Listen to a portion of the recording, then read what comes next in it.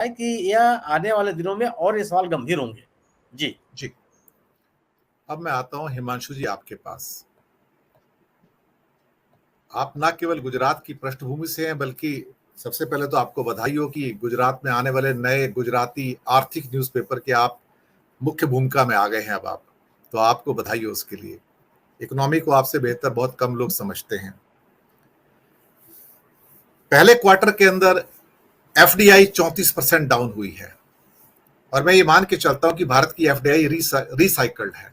जो भारत का काला बाजार बाहर जाता है, 70% वही पैसा आता है जो दुबई, मॉरिशस, साइप्रस, केमन आइलैंड से सब घूम के इंडिया में आता है। 70% से 80% इंडिया का एफडीआई है, वो इंडियन एफडीआई है।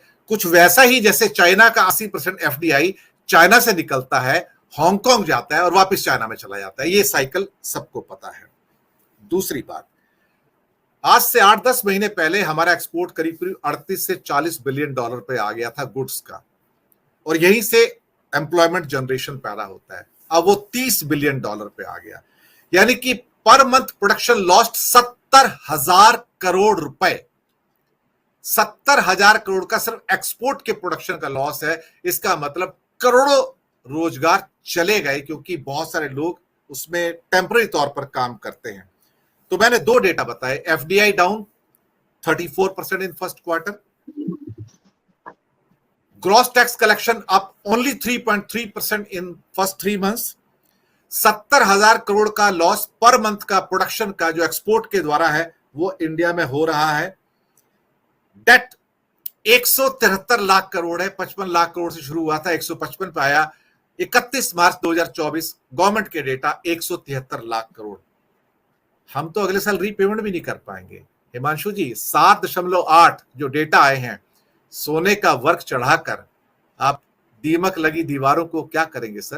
हिमांशु जी, बेसिकली डेटा के बारे में तो मैं बहुत क्लियर हूं कि आप डेटा जो भी आता है उसके ऊपर इसलिए उसको बोले कि उसको take it with the pinch of salt, क्योंकि इसके ऊपर बहुत सारा डिबेट सभी इकोनॉमिस्ट के बीच हुआ है, जो कहते हैं कि ये डेटा और ये मेजरिंग जो इनका है वो जिस तरीके से होना चाहिए वो नहीं। अगर मैं आपके दर्शकों के जो समझ आए ऐसी एक भाषा में बात करूं तो सीधी सी बात है कि कुछ कंपोनेंट्स हटा दिए गए और जो कंपोनेंट्स जिसके ऊपर ये दिखता है उसी की बात हो रही है। जैसे ये लोग क्या करते हैं कि थार का जो मतलब सेल है उसका डेटा का बात करते हैं, लेकिन बॉटम ऑफ द पिरामिड में मान लीजिए अगर बिस्किट का कंजम्पशन का डेटा है तो उसके बारे में बात नहीं होती।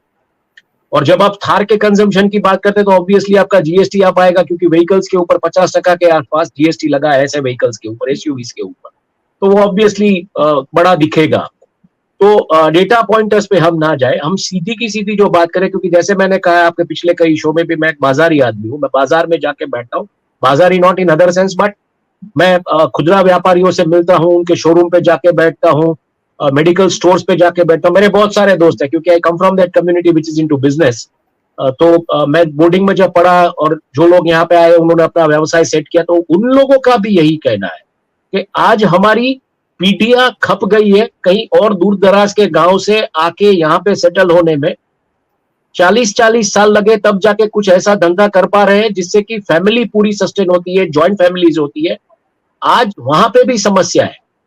बच्चों को पढ़ा के उन्होंने बाहर कहीं भेजने की बात की है कि यहाँ पे नौकरियां भी नहीं और आप धंधा भी नहीं कर पाओ। तो ये हो रहा है। और जैसे त्यागी जी ने कहा, मैं बिल्कुल सहमत हूं। जो पॉइंट्स उन्होंने रखे अर्थव्यवस्था को लेके कि अर्थव्यवस्था अगर मतलब ऐसी है तो उसमें नौकरियां क्यों नहीं है, वही चीज शुक्ला साहब ने भी कही।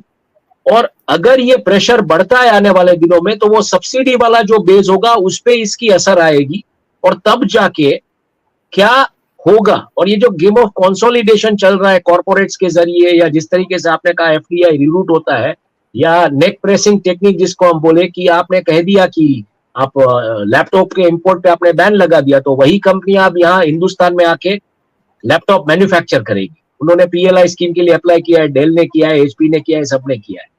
तो क्या देखना यही है। कल का जो रिपोर्ट आया है अदानी ग्रुप का, वो हिंडनबर्ग का एक्सटेंशन है।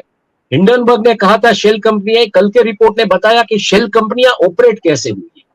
तो यही बात वापस आ जाती है कि जिस तरीके से फॉरेन की जो कंपनियों ने अभी यहाँ पे एप्लीकेशन दिए हैं चिप मैन्युफैक्चरिंग में जिस तरीके से एक बातें आती है जहां पे ये माइक्रोन वाला है, दूसरे लोग आना चाहते हैं, तो जैसे आपने बताया कि क्या वो इंडिया का ही पैसा रीरूट होके यहाँ पे लगेगा और उसको आप एफडीआई दिखाएंगे? क्योंकि देखिए, मेरा ऐसा मानना है जिस तरीके के बैंकिंग क्राइसिस पूरे वेस्टर्न वर्ल्ड में है, उसमें नए निवेश की जगह मुझे बिल्कुल दिख नहीं है। तो वो निवेश कहीं ना कहीं ऐसे जो टैक्स हेवंस में फंड पड़े हैं इन लोगों के, वहीं से रीरूट होके आता है। क्योंकि नया निवेश आया या नए, आप देख लीजिए, जिन जिन बैंक्स ने आईटी सेक्टर में पैसा दिया था, वो सब बैंक्स मतलब वो सिलिकॉन वैली बैंक या कोई भी बैंक देख लीजिए जिन्होंने क्रिप्टो करेंसी एसेट्स में पैसा लगाया था या आईटी सेक्टर के ऊपर जिसका एक्सपोजर था, वो सब बैंक्स उठ गए हैं, वहां पे नादार हो चुके हैं। तो मुझे नहीं लगता है कि ऐसी व्यवस्था है जहां पे ये लोग वो पैसा नया लाके कर सके। लेकिन यही पैसा रीरूट हो रहा है, जैसे आपने बताया कि चाइना में हांगकांग से पैसा आता है। फिगर दे देता हूं, परसों जी के फिगर है जी 34% एफडीआई डाउन हुआ है और सिर्फ जी 11 बिलियन डॉलर आया है। आपको यकीन नहीं आएगा, जो टैक्स हेवंस हैं जिसमें मॉरिशस, यूएई और सिंगापुर भी हैं और कुछ और हैं, 11 बिलियन डॉलर में से 8 बिलियन डॉलर टैक्स हेवन से आया एफडीआई सर। ये मेरे पास डेटा है। तो बात सीधी है ना कि वो पैसा, वही बात है, कल का जो इंडिकेशन है, जो ओसीसीआरपी ने जो रिपोर्ट किया है, जो अब जॉर्ज सोरोस, चलिए मान लेते हैं जॉर्ज सोरोस एक टेंटेड आदमी है, वो सटोरिया है, मतलब वो उसको क्या बोले, वो करेंसी शॉर्ट करता है, कंट्री के खिलाफ है, सब बातें सही है। लेकिन ये जो इंडिकेशंस हुए वो क्लियरली यही, और अब रेगुलेटर्स को ये मॉनिटर करना पड़ेगा कि क्या ऐसा पैसा रीरूट होके वापस इंडिया में आता है हवाले के जरिए या किसी भी चैनल के जरिए। तो मुझे लगता है कहीं ना कहीं विकास और प्रगति की जो बात है बहुत बहुत लिमिटेड, एक लिमिटेड क्लास के लिए है। बाकी का क्लास जो है वो उसमें, मतलब अगर बॉटम ऑफ द पिरामिड की आप बात करें या मिडिल क्लास की बात करें, तो मिडिल क्लास अब धीरे धीरे बॉटम ऑफ पिरामिड में जा रहा है। और एक चीज मैं देख रहा हूं कि जैसे कंट्री का डेट बढ़ा है, वैसे मैं देख रहा हूं कि हर कोई अपनी डेट के ऊपर, मतलब लोन के ऊपर एक जिंदगी बढ़ा रहा है, बड़ी बड़ी गाड़ियां खरीद रहा है, बड़े बड़े घर खरीद रहा है, लेकिन ये जाके रुकेगा कहां? क्योंकि आज हमारी इकोनॉमी ऐसी नहीं है कि जहां पे एप्पल का कोई प्रोडक्ट बनता और पूरी दुनिया उसकी डिमांड करती है, ऐसे सॉफ्टवेयर हम बनाते और पूरी दुनिया इसकी डिमांड करती हो। हमारे पास जो हमारी सबसे बड़ी कोर स्ट्रेंथ है वो हमारा एग्रीकेरियन सेक्टर है, जैसे त्यागी जी ने कहा। तो वो एग्रीकेरियन सेक्टर पे हम कितना फोकस कर रहे हैं, बहुत सारे डिबेट्स में हमने यही बात भी रखी है कि एग्रीकल्चर सेक्टर को वैल्यू एडिशन में ले जाके, ये मौका है, आप ले जाइए, लेकिन उस दिशा में भी कुछ काम जैसे होना चाहिए वैसा हो नहीं रहा है। तो मुझे लगता है आने वाले दिनों में सत्ता में चाहे कोई भी रहे, सत्ता में ये लोग रहे या दूसरे लोग रहे, पर इकोनॉमी बिल्कुल मतलब एक ऐसे जिसको बोले क्रॉस रोड्स पे आके खड़ी हो गई है कि जहां से अभी मतलब वापस उसको रिकवर करना, मतलब एक वर्ग को आपको जो सब्सिडी पे जी रहा है या जो मुफ्त अनाज पे जी रहा है, उस वर्ग में, वो वर्ग में मतलब प्रॉब्लम्स आ जाएगी और वो समाज में क्या करेगा ये कहना मुश्किल है।